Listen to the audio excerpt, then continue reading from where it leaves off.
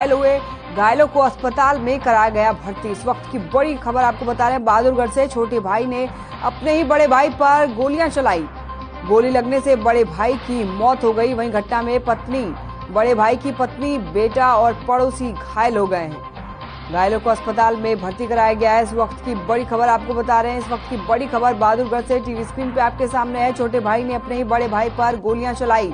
गोली लगने से बड़े भाई की मौत हो गई। घटना में पत्नी, बेटा और पड़ोसी घायल हो गए हैं। इस घटना में बड़े भाई की पत्नी, बेटा और पड़ोसी घायल हो गए हैं और घायलों को अस्पताल में भर्ती कराया गया है। बहादुरगढ़ से इस वक्त की बड़ी खबर आपको बता रहे हैं। छोटे भाई ने अपने ही बड़े भाई पर गोलियां चलाई। गोली लगने से बड़े भाई की मौत हो गई। वहीं बड़े भाई की पत्नी, बेटा और पड़ोसी घायल हो गए हैं। घायलों को अस्पताल में भर्ती कराया गया है। इस वक्त की बड़ी खबर आपको बहादुरगढ़ से बता रहे हैं। बहादुरगढ़ से बड़ी खबर आपको टीवी स्क्रीन पे देखने को मिल रहा है। छोटे भाई ने अपने ही बड़े भाई पर गोलियां चलाई। गोली लगने से बड़े भाई की मौत हो गई और इस घटना में बड़े भाई की पत्नी, बेटा और पड़ोसी घायल हो गए हैं। घायलों का अस्पताल में भर्ती कराया गया है। इस वक्त की बड़ी खबर बहादुरगढ़ से। छोटे भाई ने अपने ही बड़े भाई पर गोलियां चलाई। गोली लगने से बड़े भाई की मौत हो गई। वही घटना में पत्नी, बेटा और पड़ोसी घायल हो गए।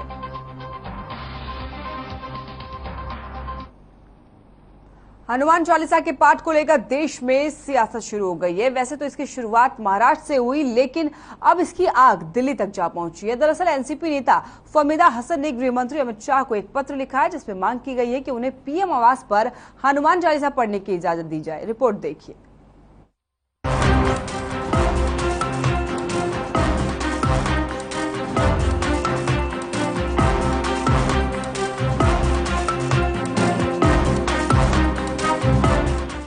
इन दिनों हनुमान चालीसा पर देश की राजनीति गरमाई हुई है।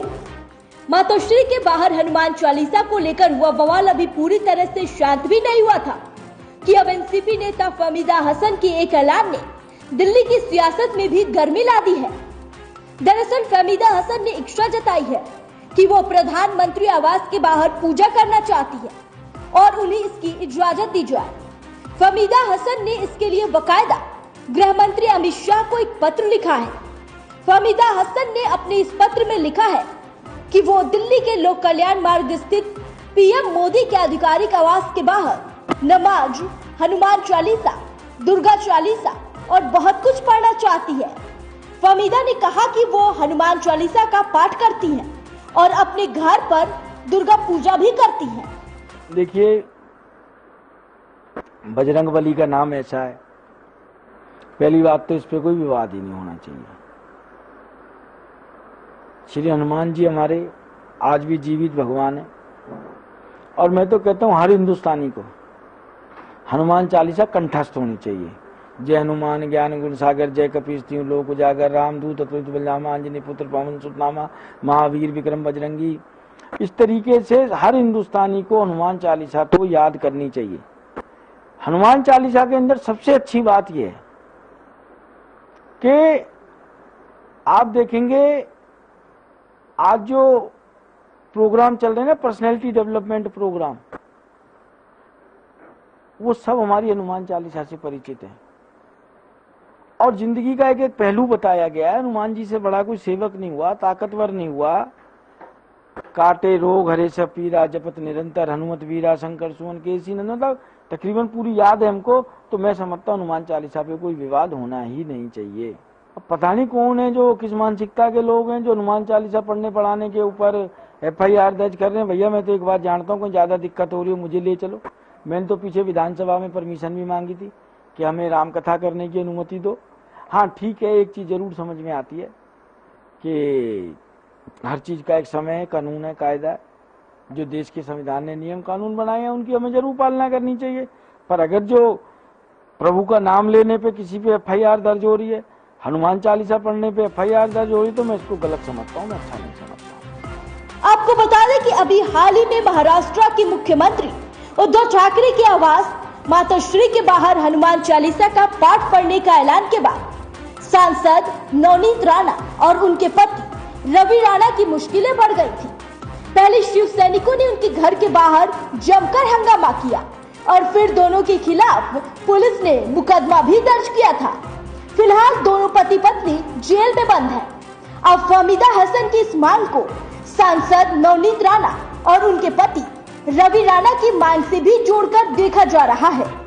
कहा जा रहा है कि ये क्रिया की प्रक्रिया है। अब देखना ये होगा कि गृह मंत्रालय की ओर से फहमीदा हसन के पत्र का क्या जवाब दिया जाता है, क्योंकि फहमीदा हसन की ये मांग सियासी लग रही है। ब्यूरो रिपोर्ट, हर खबर।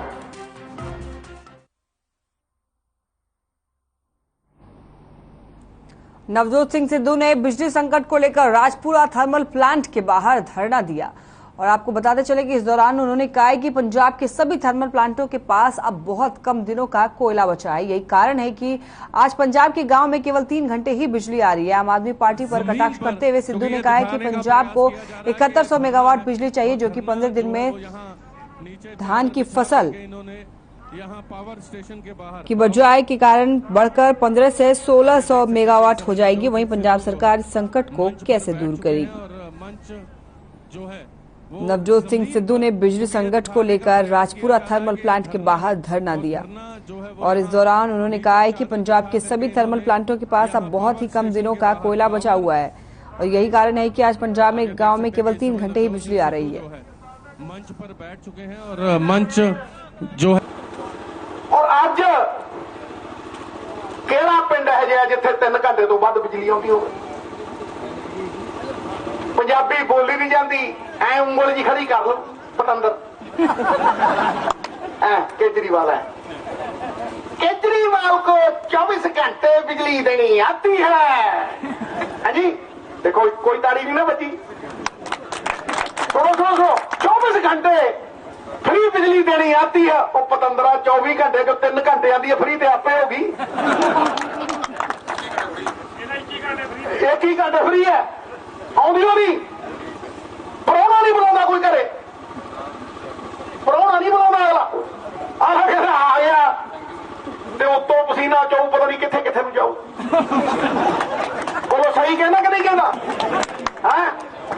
तेरा ट्रेलर है ये 7100 मेगावाट की अज डिमांड है।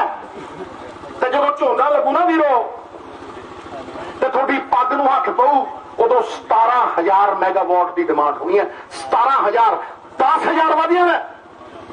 गोइंदवाल आला जरा थर्मल प्लांट है हाँ जी, वो 2 दिन का कोला बचा। 30 दिन का होना चाहिए, 30 दिन का। कोई पेनल्टी क्लॉज लाया? भगवंत कहना असीं तां ट्रेनिंग लैण चले हैं। वो ट्रेनिंग जे तुसीं अनाड़ियो सी ते सरकार कद लई फड़ी होए। सिरसा में बीपीएल कार्ड बनाने की सूचना मिलने पर लोग सहायक खाद्य आपूर्ति विभाग के कार्यालय पहुंचे और इस दौरान कार्यालय के बाहर लंबी लंबी लाइनें देखने को मिली। एक तरफ महिलाएं लाइन में नजर आईं तो वहीं दूसरी ओर लंबी कतारों में पुरुष भी खड़े नजर आए। लोगों का कहना है कि उन्हें मोबाइल पर मैसेज आया था कि उनका बीपीएल कार्ड बन गया है, जिसे लेने वो विभाग के ऑफिस में पहुंचे। आपको बता दें कि हरियाणा सरकार की ओर से जिन परिवारों की सालाना आय 1,80,000 या उससे कम है, उनके परिवार पहचान पत्र के माध्यम से 49,900 बीपीएल कार्ड बनाए गए हैं। सहायक खाद्य आपूर्ति अधिकारी संदीप सिंह ने बताया कि पहचान पत्र के माध्यम से लोगों के बीपीएल कार्ड बनाए गए हैं, जिन्हें वेरीफाई करने के लिए लोग यहां पहुंचे हैं। लेकिन लाभार्थी यहां नहीं भी आएंगे तो भी उन्हें फैमिली आईडी कार्ड के माध्यम से अगले महीने में डिपो पर राशन जरूर मिलेगा।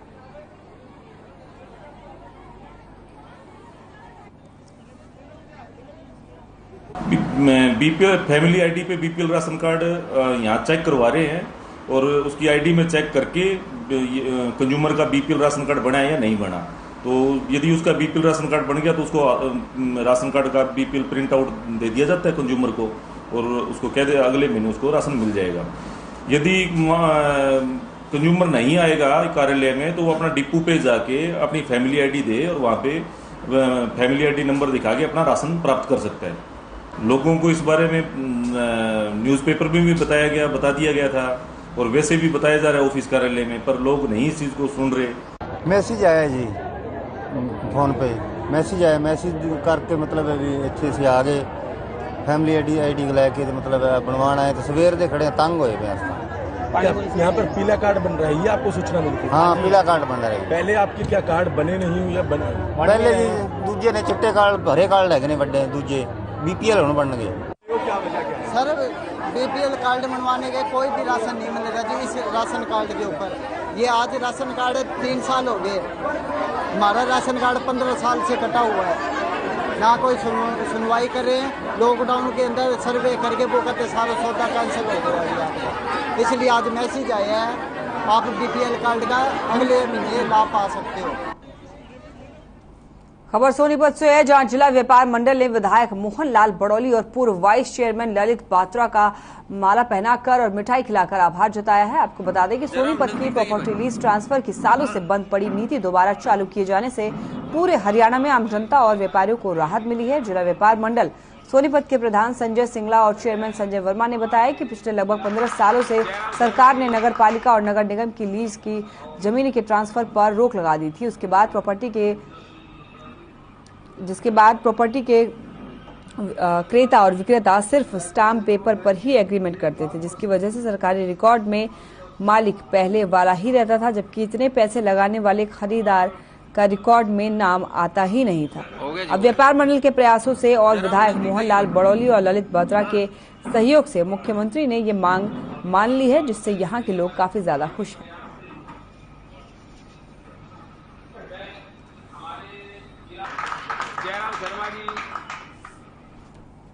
आम आदमी पार्टी हरियाणा में भी अपना संगठन मजबूत करने की कवायद में लगी हुई है। दरअसल महेंद्रगढ़ जिले में लगातार लोग आम आदमी पार्टी का दामन थाम रहे हैं और इसी कड़ी में नागल चौधरी विधानसभा क्षेत्र के गांव खतौली अहिर में आम आदमी पार्टी के विधायक नरेश यादव और चेयरमैन ओबीसी प्रकोष्ठ दिल्ली सरकार जगदीश यादव पहुंचे और रिटायर्ड फौजी विक्रम यादव को आम आदमी पार्टी की सदस्यता ग्रहण करवाई। वहीं महरौली से दूसरी बार विधायक बने नरेश यादव ने कहा है कि देश में आम आदमी पार्टी ने ईमानदार राजनीति की शुरुआत की है और अब पार्टी का कुनबा बढ़ रहा है। जिस तरह से लोग आम आदमी पार्टी में अपना विश्वास जता रहे हैं और इस हिसाब से हरियाणा में सरकार बनना तय है। वहीं एसवाईएल के मुद्दे पर भी विधायक नरेश यादव ने कहा है कि ये कोर्ट का मामला है और अगर हरियाणा में आम आदमी पार्टी की सरकार बनती है तो इस मसले को बैठकर जल्दी सुलझाया जाएगा। हाँ सर, सामने खतौली अहीर में आए हुए हैं और यहाँ पर एक शानदार बहुत ही बड़ा कार्यक्रम यहाँ पर हुआ है और यहाँ पर काफ़ी साथियों ने बहुत संख्या में आम आदमी पार्टी ज्वाइन की है। आम आदमी पार्टी जिस तरह से दिल्ली में काम की राजनीति, ईमानदारी की राजनीति की शुरुआत करके पंजाब तक पहुँची और पंजाब में एक इतिहास रचा, 117 में से 92 सीट्स आई, उसके बाद से लगातार हरियाणा के अंदर एकदम से तूफान सा आ गया है। लोग आम आदमी पार्टी की तरफ बढ़ रहे हैं, आम आदमी पार्टी पे लोग विश्वास कर रहे हैं। गुरुग्राम के फारूक नगर में बिजली कर्मचारी से मारपीट का वीडियो वायरल होने का मामला सामने आया है। आपको बताते चले कि ये घटना बीती 22 अप्रैल को फारूक नगर इलाके की है, जहां एक बिजली कर्मी को बिजली बिल डिफॉल्टर का ट्यूबवेल का कनेक्शन भारी पड़ गया। दरअसल पटौदी बिजली बोर्ड ऑफिस में तैनात लाइनमैन कुलदीप जांगड़ा को कनेक्शन काटे जाने के आदेश जारी हुए थे। लाइनमैन ने सरकारी आदेशों का पालन करते हुए कनेक्शन काटा, लेकिन इसके बाद खंडेलवाल के रहने वाला बलराम बिजली दफ्तर में पहुंचा और लाइनमैन के साथ मारपीट शुरू कर दी। घटना के बाद बिजली कर्मचारी संघ बलराम की गिरफ्तारी को लेकर धरने पर बैठ गए। हालांकि बिजली विभाग की ओर से आरोपी बलराम के खिलाफ थाने में शिकायत दर्ज करवाई है, लेकिन आरोपी को अभी तक गिरफ्तार नहीं किया गया है।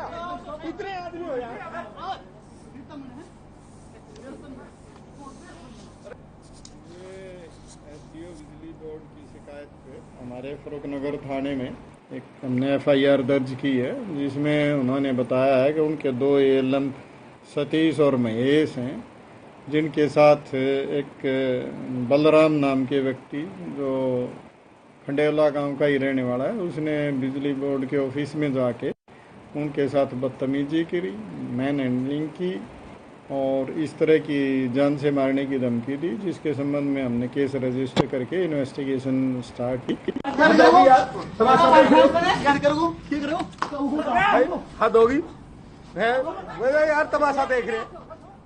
इंद्री में पिछले 2 दिनों में 2 स्नैचिंग की घटनाएं हुई थी। 2 स्नैचिंग के मामलों में पुलिस ने एक आरोपी को गिरफ्तार किया। वहीं पुलिस ने त्वरित कार्रवाई करते हुए घटनास्थल पर पहुंचे सीसीटीवी फुटेज को खंगाला। फुटेज में एक युवक बाइक पर सवार होकर पर्स छीनकर फरार होते हुए दिखाई दे रहा है। गिरफ्तार युवक के पास से पुलिस ने मोटरसाइकिल, छीने गए पैसे और मोबाइल बरामद कर लिया है। अपराधों की कड़ी में पुलिस ने त्वरित कार्रवाई करते हुए युवक के खिलाफ विभिन्न धाराओं के तहत मामला दर्ज कर आगामी कार्रवाई शुरू कर दी है। इंद्री में पिछले 2 दिनों में 2 स्नैचिंग की घटनाएं हुई। 2 स्नैचिंग के मामले में मामकौर और रमनीत कौर 2 लेडीज हैं और इनसे पर्स छीन लिया था और पर्स में कुछ पैसे और मोबाइल फोन थे और एक नौजवान लड़के ने इस पर्स को छीन लिया था। इस सूचना पर हमने FIR दर्ज की थी 305 और 306 नंबर। तो इसमें पूरे भरसक बर्तन के बाद आरोपी प्रवीण कुमार को गिरफ्तार किया था। प्रवीण कुमार जोड़ माजरे का हेड लगाए और इससे मोबाइल फोन और मोटरसाइकिल बरामद किया। वक्त हो चला एक छोटे से ब्रेक के लिए, कहीं मत जाइएगा, फौरन हाजिर होंगे।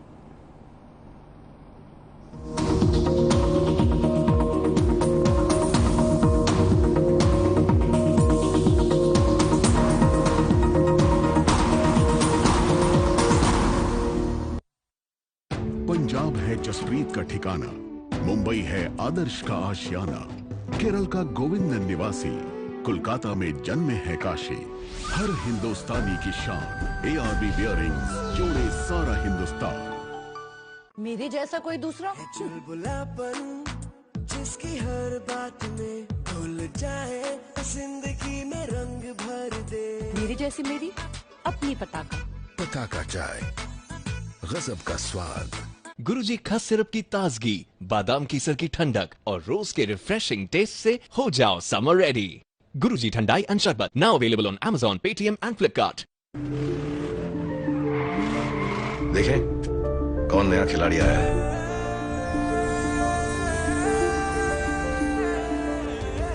समझा देते हैं, प्यार से समझाएंगे, धीरे धीरे से, वो भी अपनी जुबान में।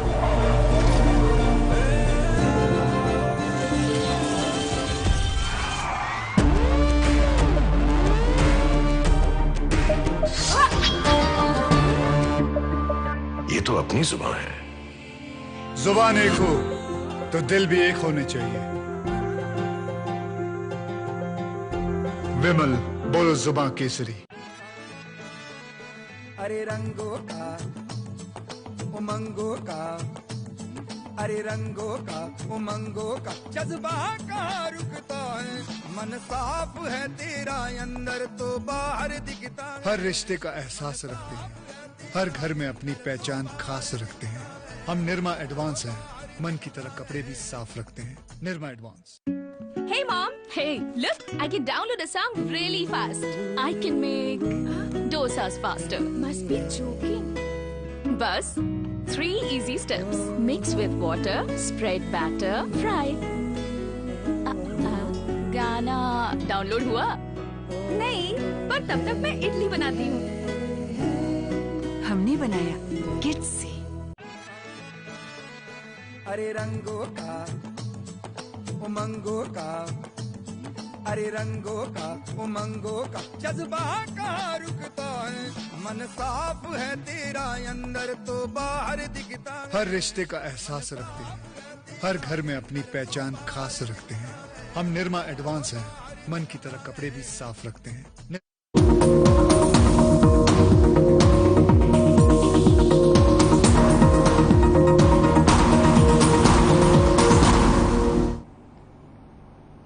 ब्रेक के बाद आपका स्वागत है। बढ़ते खबरों में आगे। धर्मनगरी कुरुक्षेत्र पुलिस नशा तस्करों के नेटवर्क नेस्तनाबूद करने में लगातार जुटी हुई है और इसी कड़ी में CIA टीम ने चेकिंग के दौरान क्विंटल चूरा पोस्त बरामद कर 2 तस्करों को गिरफ्तार किया।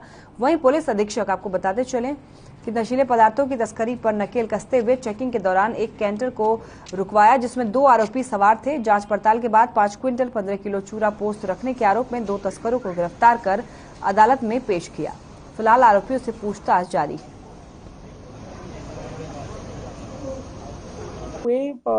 5 क्विंटल 15 किलो चूरा पोस्ट जो कि कमर्शियल क्वांटिटी है चूरा पोस्ट पकड़ा है। इसमें 2 लोग मेन पकड़े गए हैं, एक प्रेम सिंह पुत्र स्वरण सिंह और दूसरा चरणजीत सिंह पुत्र बलदेव सिंह, इनको पकड़ा है। और इसमें देखने वाली बात यह है कि हम रिमांड लेके इनके सोर्स तक कि कहाँ से ये चूरा पोस्ट लाते थे, कहाँ कहाँ बेचते थे, पूरी लिंक इस्टेब्लिश करेंगे और इनको बिल्कुल ये सलाखों के पीछे जाएंगे क्योंकि ये कमर्शियल क्वांटिटी है। कुरुक्षेत्र आयुष विश्वविद्यालय के भावी डॉक्टर्स की हड़ताल पिछले करीब एक हफ्ते से जारी है और स्टाइफंड की मांग को लेकर बीएएमएस डॉक्टर अलग अलग तरीकों से विरोध कर रहे हैं। इसी कड़ी में अब डॉक्टरों ने फलों की रेडी लगाकर फल बेचे और इससे पहले प्रदर्शन कर रहे हैं। मेडिकल छात्रों ने झाड़ू लगाकर, जूते पॉलिश कर और रिक्शा चलाकर भी अपना विरोध दर्ज करवाया है। इनका कहना है कि जितना स्टाइफंड सरकार दे रही है उससे कहीं ज्यादा कमाई तो सब्जी या फल बेचकर की जा सकती है। 50 रुपए किलो अरे हमारी हालत ही ऐसी हो गई है, हमें ना तो सरकार स्टाइपेंड दे रही है तो हमें आखिर में यही बेचना पड़ेगा कि हम फल बेचकर ही अपना गुजारा करें। सरकार क्योंकि सरकार तो हमारी सुन रही है, तो आखिर में हमारा यही बचा है कि फल बेचकर ही अपना। देखिए मीठा आम, पीला मीठा आम 40 रुपए किलो, 40 रुपए किलो ले जाइए, 40 रुपए किलो। हाँ जी ले जाइए। बाढ़रा बिजली घर पर भारतीय किसान यूनियन के नेतृत्व में किसानों और व्यापारियों ने धरना दिया है और बिजली कट को लेकर अपना विरोध दर्ज कराया है। भारतीय किसान यूनियन ने बिजली बोर्ड के एसडीओ के माध्यम से बिजली मंत्री रणजीत सिंह चौटाला के नाम ज्ञापन सौंपा है। वहीं भारतीय किसान यूनियन के नेताओं ने चेतावनी दी है कि अगले 24 घंटे में अगर बिजली कट में सुधार नहीं हुआ तो अनिश्चितकालीन धरने पर बैठ जाएंगे। तो वहीं एसडीओ ने किसानों और व्यापारियों को आश्वासन दिया है कि उनकी परेशानियों से उच्च अधिकारियों को अवगत कराएंगे।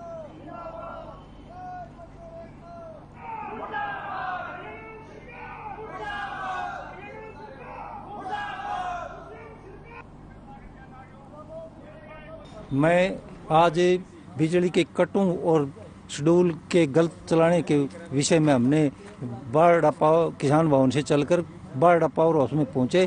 वहां नारेबाजी की, रोष प्रदर्शन किया। अधिकारियों को बुलाने के लिए हम यहां पर बैठे हुए हैं। जब तक अधिकारी नहीं आएंगे हम यहां धरना देंगे और एसडीओ के माध्यम से बिजली मंत्री को ज्ञापन देंगे। या तो 24 घंटा में हमारा समाधान हो जाना चाहिए, वरना हम बहुत बड़ा आंदोलन करने पर मजबूर हो जाएंगे। उसका सरकार जिम्मेवार होगी। आज का जो ज्ञापन दिया गया है वो ज्ञापन बिजली के कटों के बारे में था कि किसान को बिजली मिले पूरी 8 घंटा शेड्यूल के हिसाब से। वो एसडीओ बाढ़ बीमार चल जाए, छुट्टी पर था। एसडीओ जो ज्ञापन दिया है और एसडीओ जो जल्दी समाधान करवाने का आश्वासन दिया है। अगर जल्दी समाधान नहीं हुआ तो 2-3 दिन का बीच में टाइम देगी और फिर परमानेंट धरना शुरू किया जाएगा। यहाँ के जो एसडीओ साहब हैं बाढ़ा से, वो आज छुट्टी पे हैं, बीमार हैं, जिसकी वजह से आज मेरी ड्यूटी लगाई गई है। किसान यूनियन से जो ज्ञापन दिया है वो लिया है मैंने। ये पावर सप्लाई की जो क्राइसिस चल रहे हैं और ये 3 ग्रुप में बिजली करवाना चाहते हैं, यहाँ कोई है समस्या इसकी, तो इस मामले में अभी उच्च अधिकारियों से बात हुई है और वो जल्दी इसका निदान करवाने की कोशिश कर रहे हैं। फतेहाबाद में पब्लिक हेल्थ डिपार्टमेंट फतेहाबाद में कच्चे कर्मचारियों का 20 अप्रैल से धरना चल रहा है, लेकिन अभी तक किसी भी प्रशासन ने या पब्लिक हेल्थ डिपार्टमेंट के किसी भी अधिकारियों ने इनके बारे में कोई संज्ञान नहीं लिया है। वही कर्मचारियों का कहना है कि सरकार कच्चे कर्मचारियों को अपने मर्जी से हटा देते हैं। जबकि हर खबर चैनल के संवाददाता रमेश ढाका ने आपको बताते चले उनसे खास बातचीत की है, जिनकी शिकायत आती है जो काम नहीं कर रहे हैं। वहीं आपको बताते चले कि समाधान नहीं किया तो ये धरना ऐसे ही चलता रहेगा। एक मिनट ले लेंगे। धरने पर बैठे हैं 20 तारीख से लगातार कर्मचारी, सैलरी 5 महीने नहीं मिली। जबकि अगर बात करें तो 1 महीने से अगर तनख्वाह ना मिले तो कैसे क्या हालात हो जाते हैं घर के, क्या कहेंगे इसके बाद? ऐसे है जो कच्चे कर्मचारी हमारे पास काम करते हैं, इनकी सैलरी का काफ़ी इश्यूज पेंडिंग थे पहले, लेकिन अभी 31 मार्च को हमने सैलरी इनकी टोटली सैलरी जितनी पेंडेंसी हमारे पास थी सारी मंगवा के हमने पेमेंट्स कर दी थी। किन्हीं कारणों से वो ट्रेजरी से क्लियर होने के बाद बैंक में नहीं जा पाई और अब दोबारा उसकी हमें एलओसी मंगवा के उनकी पेमेंट्स कर दी गई है। ठेकेदार के खाते में पैसे चले गए हैं। आज शाम तक सारी ट्रांजैक्शंस सभी कर्मचारियों के अकाउंट में हो जाएगी। तो आज 31 मार्च तक का हमारी सारी सैलरी आज शाम तक हम क्लियर कर देंगे, कोई इशू नहीं है। दूसरा इनका कहना है कि गरीब आदमी है जो 8-8, 9-9 हज़ार में आपके जो अंडर काम कर रहे हैं, इनका कहना है कि जब मर्जी चाहे हमें हटा दिया जाता है, नए बंदे रख लिए जाते हैं। आखिर 10-15 साल से जो बंदे सेवाएं दे रहे हैं उनके साथ ऐसा क्यों? नहीं, ऐसी कोई मेरी नोटिस में नहीं है कि किसको हटाया जाता है। जो आदमी लगा हुआ है उसको किसी को नहीं हटाया जा रहा। वही आदमी हटाया जाता है जो काम नहीं करता। अगर कोई आदमी वाटर पे जाके उसको रख रखाव उसका नहीं करेगा या गांव से कोई समस्या हमारे पास आती है कि वो बंदा काम नहीं कर रहा या किसी के साथ उसका व्यवहार ठीक नहीं है, उसी आदमी को चेंज किया जाता है। वैसे कोई आदमी को चेंज नहीं किया जाता। तो जो धरने पर बैठे हैं उनके लिए जो एक्शन साहब ने भी बताया कि आज जो है शाम तक उनकी सैलरी उनके अकाउंट में चली जाएगी। तो जल्द ही धरने पर बैठे कर्मचारी अपना धरना जो है जल्दी समाप्त करके वापसी अपनी ड्यूटियों पर लौटेंगे। हर खबर से मैं रमेश ढाका।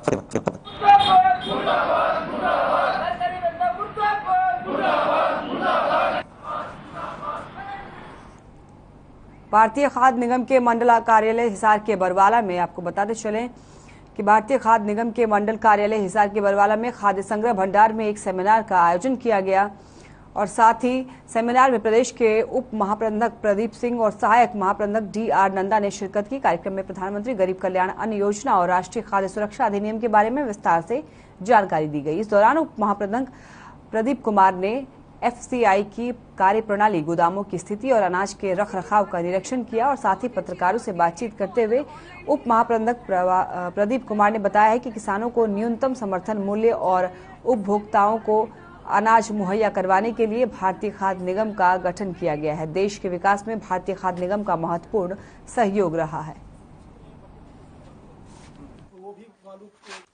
भारतीय खाद्य निगम का गठन किसानों को न्यूनतम समर्थन मूल्य देने के लिए और कंज्यूमर्स को उचित मूल्य पर खाद्यान्न उपलब्ध कराने के लिए किया गया और पिछले कुछ सालों में हम लोगों ने भारतीय खाद्य निगम की कार्यप्रणाली को सुधार करने के लिए अनेक सुधार किए हैं, जैसे कि ऑनलाइन पेमेंट टू फार्मर और गोदामों के WDRA में रजिस्ट्रेशन करना, बिल ट्रैकिंग सिस्टम और ऑनलाइन प्रोक्योरमेंट, इन सभी चीज़ों की जानकारी देने के लिए और हमारा योगदान देश के किसानों और उपभोक्ताओं के लिए क्या है, ये बताने के लिए हमने ये कार्यक्रम आयोजित किया है। चलिए फिलहाल के बुलेटिन में बस इतना ही। देखते रहिए हर खबर। नमस्कार।